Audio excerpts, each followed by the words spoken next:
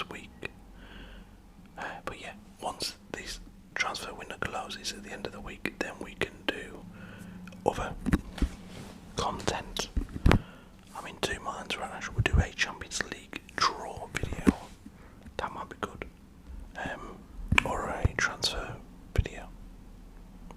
It's to be about thing.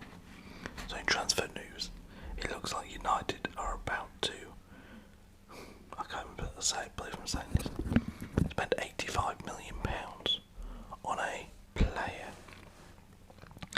that, I mean, most, if any other team was spending 80 odd million, I would say they're getting a really good player.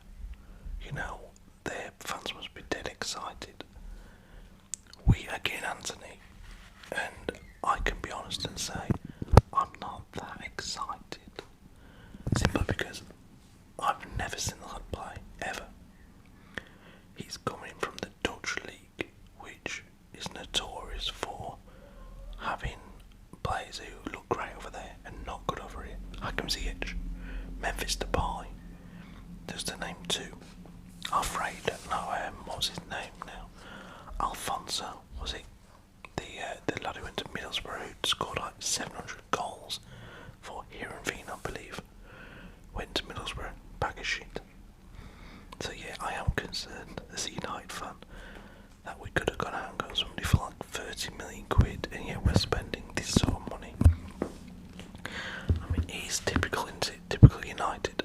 Look at Liverpool. They went and got, think about this, they got Luis Diaz and Diego Jota, two players, for less than Anthony's costing us. Just let that sink in. I think they spent 70 odd million combined on the two. So yeah, it does really worry me. Anyway, and you can throw Carvalho, the young kid. They got him in there as well. The three of them for less than we're paying for Anthony. It's just typical United, really, ain't it? Other than that, we have the Wesley Fofana saga. Looks like it might be concluded with a deal with Leicester on the cards, between Leicester and Chelsea.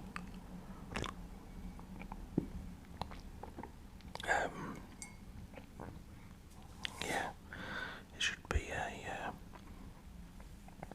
a good deal for Leicester, in my opinion.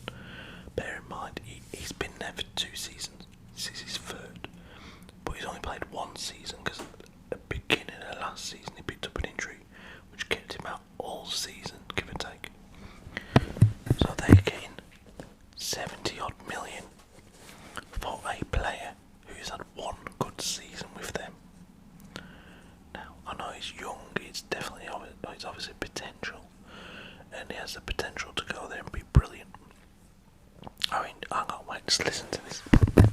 I've got Sky Sports on, and on there they have a list of United's biggest signings.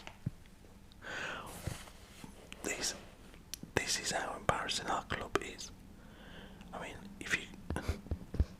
usually if you sign like the most expensive players to your club, their success is Paul Pogba, 93.3 million.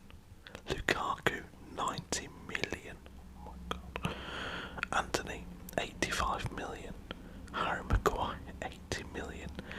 Jadon Sancho, 73 million. And Angel Di Maria, 67.5 million.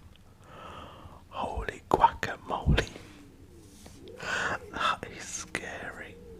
Honestly, that is to think a club could keep making the same mistakes over and over again.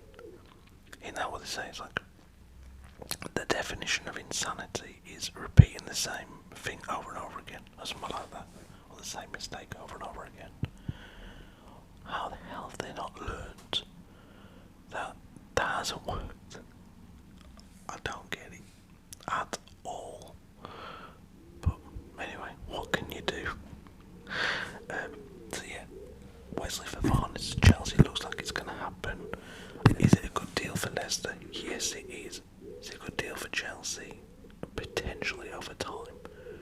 It'd be a very good deal for Chelsea because you got to think he's going to be there for the next 6, 7, maybe 10 years, potentially. What else we got going on here? Leverkusen. By Leverkusen have agreed a loan deal for Callum Hudson-Odoi. I mean, how many players at Chelsea are getting left behind? You know, think about it. Hudson-Odoi, with great young prospect. He's never really kicked on. I've never believed the hype behind Hudson-Odoi. And that simply comes down to the fact that I don't think he's that good. But he's gone on loan for the season to Leverkusen. They have an abundance of players who are nowhere near their first team, haven't they? They've got Ross Barkley. Loftus-Cheek plays, but has he really kicked on the way a lot of Chelsea fans expected? Pulisic, apparently they don't want him, or they're trying to move him on. Hakim Ziyech, they're trying to move on. Werner has gone, Lukaku has gone. It's a hell of a, I mean, for all that was said about United being a mess, Chelsea aren't that much better, you know. Like at the end of last season, I'm talking about, their team's just all over the shop. Kante constantly injured. Lukaku and Werner going. Left with just Kai Havertz and Armando Broja up front. Broyd Sterling, one at the end of last season. Defensively, Trevor Chalobah, I thought he was bloody good last season.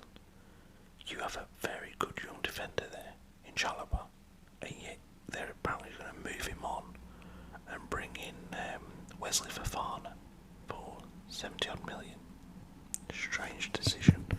Have they not learned from their mistake of moving on? What's his name? The lad at AC Milan, the defender. He came to the Chelsea team, he was a regular. It's like, wow, this lad's going to be an England regular. And then he gets moved on to AC Milan, wins Serie A, and now they're looking at doing something similar. I had it, Tomori, Fikayo Tomori, that's the lad. And now they're looking at doing the same with Chalobah. Really, really odd. Okay, what else is going on in the world of football? There's been no requests for Jude Bellingham. Let's be honest, if there was, they're not going to sell him with a week of the season, of the transfer window to go. Dortmund won't.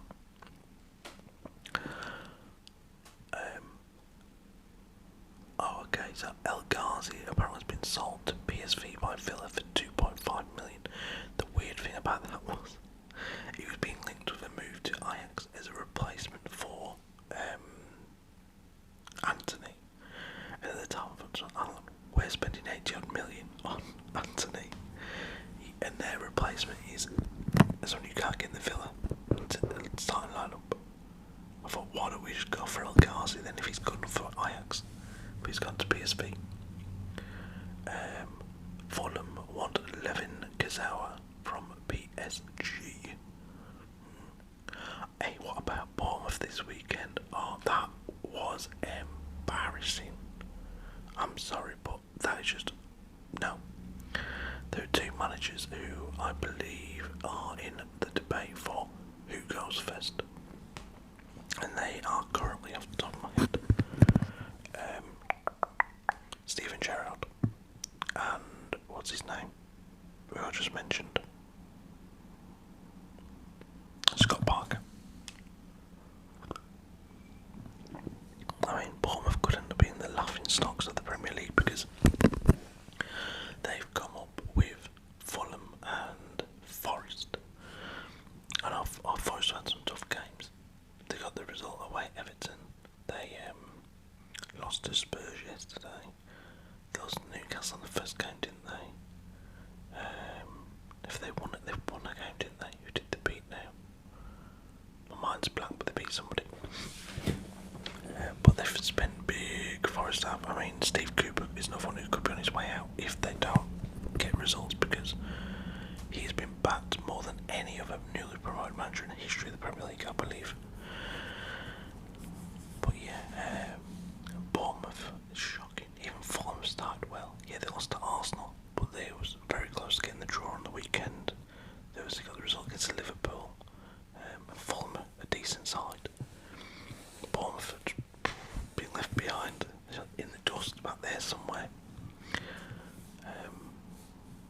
hear some really strange results about. Not really results.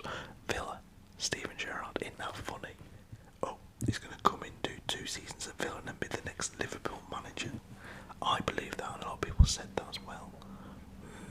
How's that going for you, Liverpool fans? I love that their big master plan might have fallen on its arse. Okay, Wolves are trying to get a Stuttgart striker, Kalajic. I don't know if that's how you say it all. Sasa Kalajic. Ozic is a lad that United wanted, and I wanted him at United. He looks brilliant. He could be on his way to Wolves. Be great sign if he does. Man United's Hannibal Mejbri is on his way to Birmingham. We've sent players to Birmingham in the past on loan. Chong, I think, has gone there, and 1 or 2 others. Jesse Lingard back in the day. Paqueta completes West Ham Medical.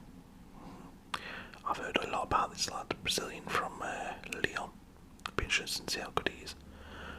Bruno Lage says Willy Bolly didn't turn up for the game, so Willy Bolly, who was a first team regular for Wolves under Nuno when they first came to the Premier League and out of the Championship, he isn't the first choice anymore at Wolves.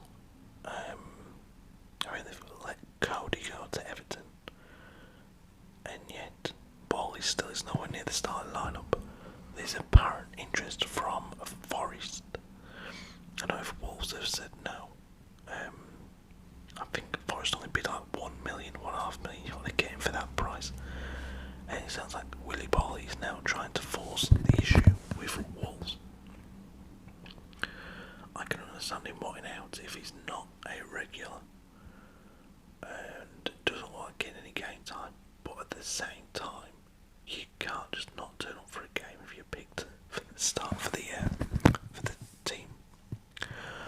Sunderland have confirmed Alex Neil has left for Stoke.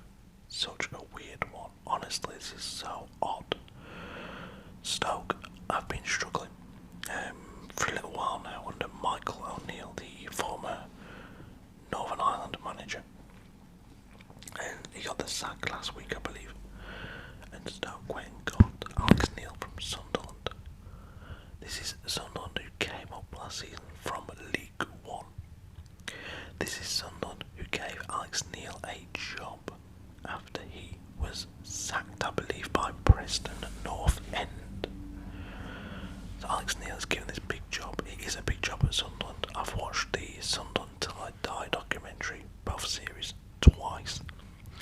It's a huge club, and they were so frustrated at being stuck in League One for so long. They finally get up with a manager they believe in, and then he walks away for Stoke. Now, I don't know if the money's better at Stoke. I don't know if he's been promised more transfer funds or whatever is going on in the background. But on paper, Stoke aren't any more promising than Sunderland. Stoke have been nowhere near the playoffs in the Championship for a few years now. They've just become a everyday Championship team.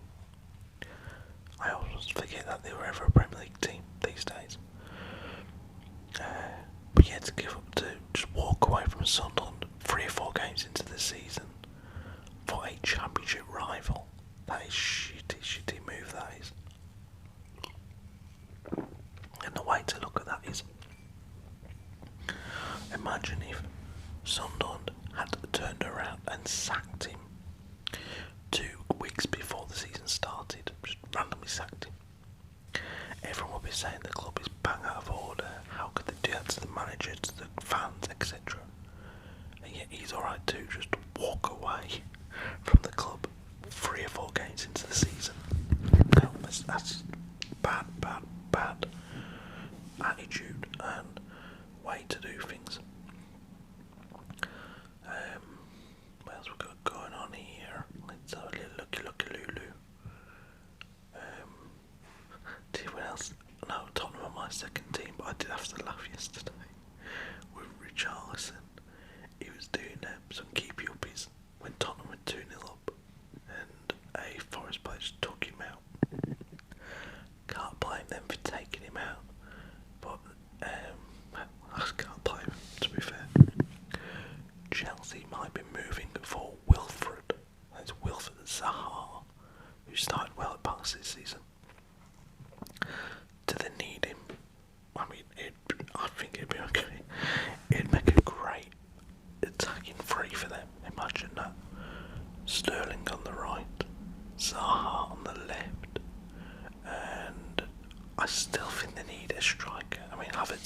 main man, isn't he? Currently. But to get through a whole season with Sterling and Havertz as your most prominent attacking two, I think that's risky as hell. Did they sign? They got Brozier still, haven't they? He's not gone out on loan. And did they sign a young striker? They signed the lad from Villa, didn't they? But I don't see him getting a game anytime soon there. Chuka or something he's called. I can't remember how to pronounce his name. But yeah, the idea, if Chelsea were my team, I'd be desperate for them to go and get a top striker. Whether it's an Ivan Toney, who I think is destined for big things. I'd have him at United now, over Ronaldo. Just because you know you could put Tony up there week in, week out, and just let him go. Just go and do your thing. Yeah, it's really odd that Chelsea haven't gone out and got themselves a 20 goal a season striker.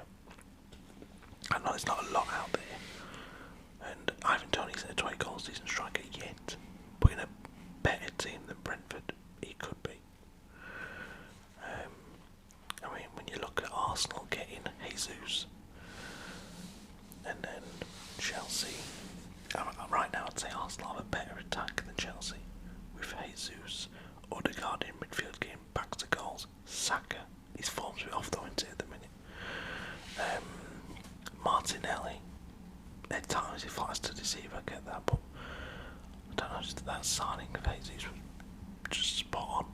It really took me by surprise because I was one of the people at the time said, no, he won't do the business, and it's changed, they've transformed with him in the side. We're going to do a Champions League roundup of the the draw, etc. on another video. I'll record that tomorrow. So take it easy, guys. I'll see you again very soon.